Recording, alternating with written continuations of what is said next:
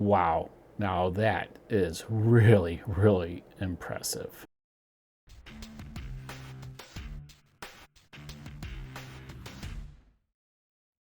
This is the ComMarker upgrade kit for the Omni X and XE. It is actually a 12 watt, not a 10 watt, and it currently goes for $3,499. Let's go over some of the specs. Again, this is for the Omni X and XE, and this is a 12 watt UV laser source. It has autofocus with built-in LiDAR ranging system. It has two lenses. The first lens is 250 by 250 field lens, and the other one is a 70 by 70 field lens. And it has a max engraving area of 250 by 255 millimeters. It has an optional conveyor and rotary. It has a max working speed of 10,000 millimeters per second, and it supports a wide variety of materials with little to no burning. And of course, purchase links will be down below. And the upgrade is pretty fast. First, we're going to remove the 4 screws on the side, unplug everything on the back, additional 4 screws on the side, and 4 screws on the other side. Since this is the enclosed X unit, we're going to remove it, and then we're going to raise it up, remove the light, and then we're going to remove all the plugs here on the back. Then we're going to remove the 4 screws, but leave 1 screw in and hold on to it, and then you can grab it and remove it. And then it's rinse and repeat. We're going to put the 4 screws in, holding the laser module in place, and then we're going to plug in all of our plugs. They are keyed and they can only fit in one way, so don't force anything. And now's a good time to take a Swiffer and just dust off your laser. You may have to get some new double-sided tape to fix your light source, and then we're going to put on our shield. We're going to screw back in all the screws on the side and then on the back, and plug in all of our plugs. They're keyed so they can only go in one way, and then 4 screws on the other side. Now that was pretty darn simple, almost as simple as ordering PCBs, like from PCBWay. Are you looking for a PCB manufacturer? Are you looking for rigid, flexible PCBs? Are you looking for them to assemble them for you? Well, they can. And they also offer other services, such as 3D printing, injected molding, and CNC. Heck, they even have a community section where you could buy a project and assemble it on your own. If you're looking for any of these services, please reach out to PCBWay. And I'd like to thank PCBWay for sponsoring today's video. Now, one of the first things we're going to do is a black business card, and we're going to do a negative image, and we're going to bring the DPI down to 600, and we're going to choose paint coating. And this only took about a minute to do, and this is just to show how nice the engraving is. Everything will be on time lapse unless I otherwise note it.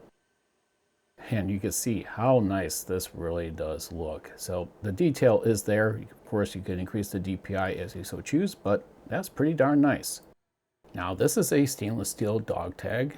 Again, using all the settings that are within the software, stainless steel, but I'm doing 3 passes on this. And normally, with a laser, if you were to try to pick this up, it'll be extremely hot. But this is cool to the touch. And it just doesn't mark. It actually engraves. You can feel the engraving on here.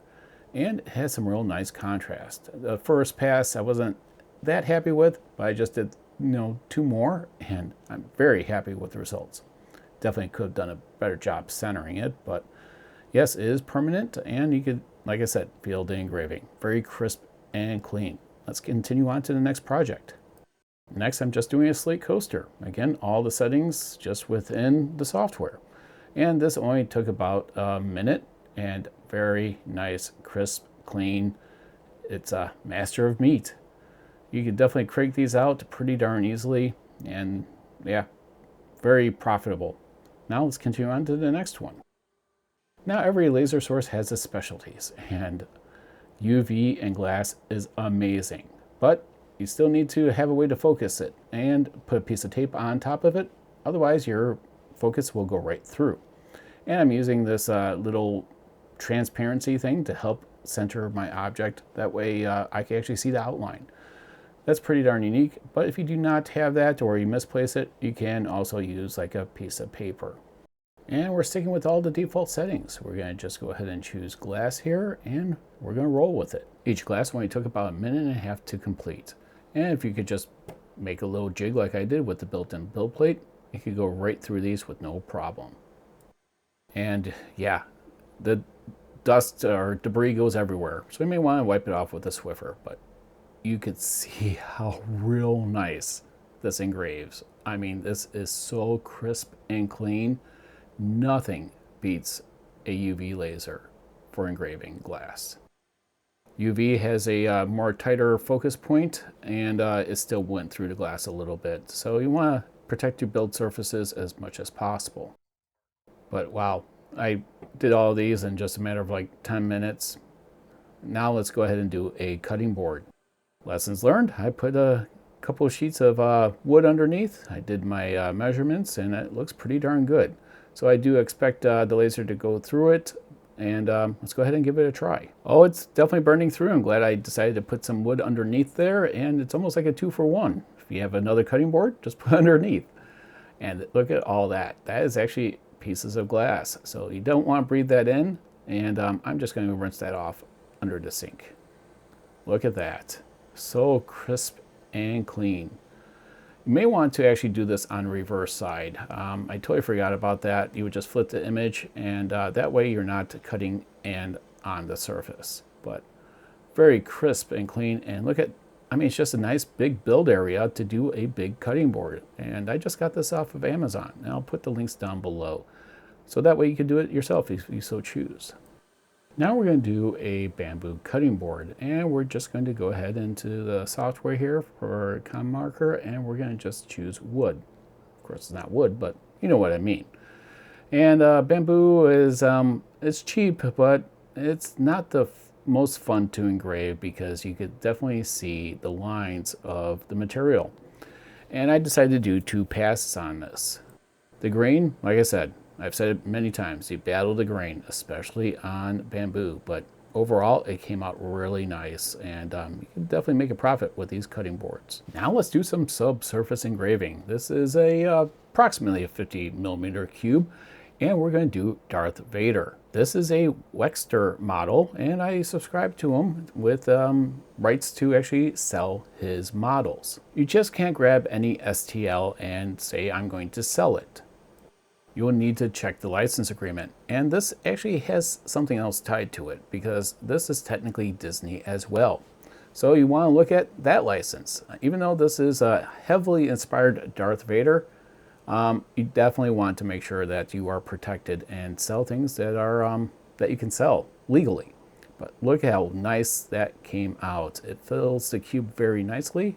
Let's continue on to something else. Now, ComMarker also supports OBJ files, and we need to make some modifications, and you go to the laser settings on the right because we're going to make this heavily detailed. Normal ones take about 15 to 35 minutes. This took about an hour and 20 minutes, but it is so well worth it. This is just absolutely stunning. I just cannot believe it. The camera is not even doing, to me, a great job of picking it up. This is something that you would price typically double the price of any other cube because first off, it takes a lot longer, but the quality is just absolutely insane. Then I decided to do another OBJ file. This is an Iron Man, and wow, it's just absolutely stunning how the detail is there. Again, the camera's not giving it any justice whatsoever, but it is so crisp and clean. I can barely even see the dots on here. I'm just blown away at the quality of these OBJ files.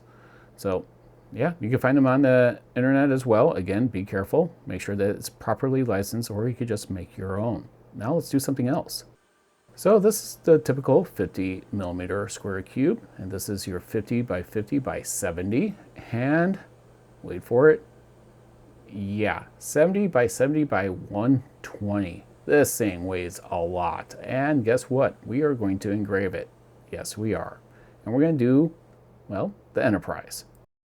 This one I wanted to tilt it a little bit because I wanted to give it a little bit of dimension while it's sitting there, so that way you can see both warp engines there, and you can see it a little bit on an angle. I think that's going to give it more visual appeal. Yeah, for some reason, I'm not happy with what just happened here. I did tell the software I wanted it 5mm off the bottom, and the engines are literally kissing the bottom.